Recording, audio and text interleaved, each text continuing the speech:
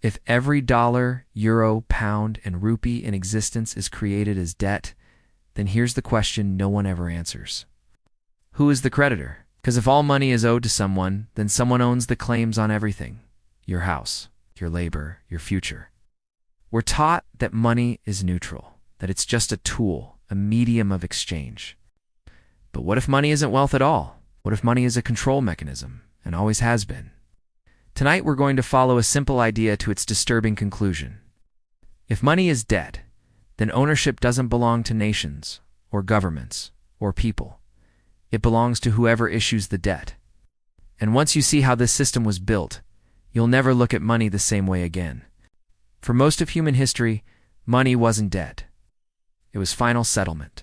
Gold, silver, salt, grain. When you paid someone, the transaction ended.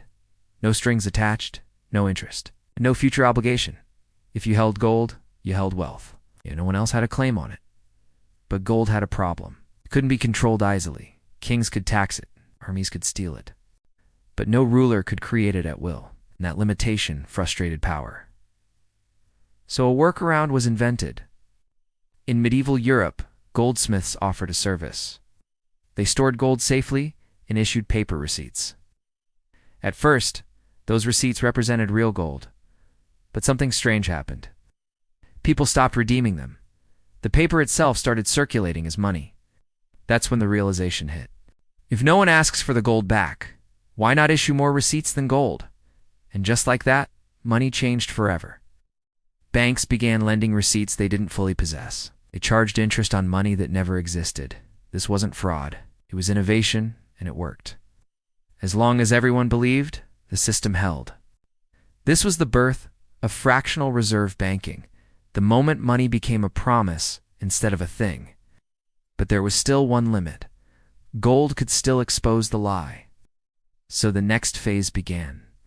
By the 17th and 18th centuries, governments were drowning in war debt. Wars were expensive, taxes were unpopular, but banks had a solution. They would lend governments money they created in exchange for interest and political protection. This alliance changed history. Central banks emerged, not as public institutions, but as private lenders to governments. The Bank of England. Later, the Federal Reserve. Here's the crucial shift. Money was no longer backed by gold directly. It was backed by government debt. Every new unit of currency entered the system as a loan, which means every dollar was born owing more than its face value. Principal plus interest. But where does the interest come from? It doesn't exist, so new debt must be created to pay old debt. This is not a bug, it's the engine. Debt wasn't a side effect of money anymore. Debt was money. For a while, gold still lingered in the background, a restraint, a reminder. But in 1971, that last anchor was cut. The US ended gold convertibility. From that moment on, money was backed by nothing but confidence and coercion. Pure fiat, governments could now borrow without limit. Central banks could create money digitally. Debt could grow faster than reality. And it did. Global debt exploded faster than population, faster than productivity, faster than growth.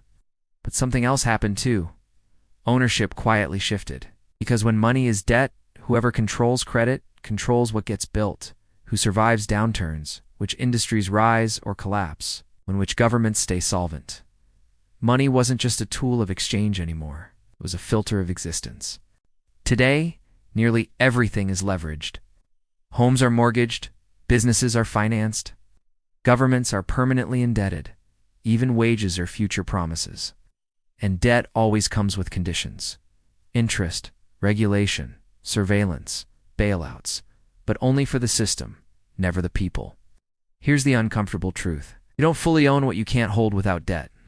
And most of modern life exists inside balance sheets controlled by financial institutions. When crises happen, assets don't disappear. They change hands. Every recession is a transfer event. Debt holders survive. Asset holders consolidate. Debtors lose ground. This isn't accidental, structural. When the system strains, leaders promise fixes. Lower rates, stimulus, quantitative easing. But these aren't solutions. They're delays. Printing money doesn't erase debt. It redistributes it. Inflation isn't a natural disaster. It's a policy choice, a way to quietly tax savers and wage earners to preserve debt-based systems. And every fix deepens the dependence. More debt to fix debt, more money to save money, till the numbers no longer reflect reality. Look around today.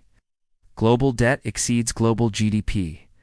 Asset prices rise while wages stagnate. Central banks intervene constantly, yet claim neutrality. This has happened before. Late Roman debasement, Weimar Germany. Every debt-based empire follows the same arc: creation, expansion, leverage, loss of trust, reset. The only difference now is the scale. It's global. There is no outside system to flee to, which brings us back to the original question. So who actually owns the world? The answer isn't a single person or a secret cabal. Oh, it's more unsettling than that. Ownership belongs to whoever controls credit creation and debt enforcement. The system owns itself. Everyone else rents reality through interest. Governments don't own money, they borrow it. People don't earn money, they service it. The real wealth isn't currency, it's claims. Claims on future labor, claims on resources, claims on time. Money is not wealth. It's a legal promise with power built in. Debt-based money concentrates ownership without visible force. Every financial crisis is not a failure of the system. It's a feature of it. If money is debt and debt requires obedience, then the question isn't who owns the world. It's how long people consent to renting it. Because systems don't collapse when they're wrong. They collapse when belief breaks.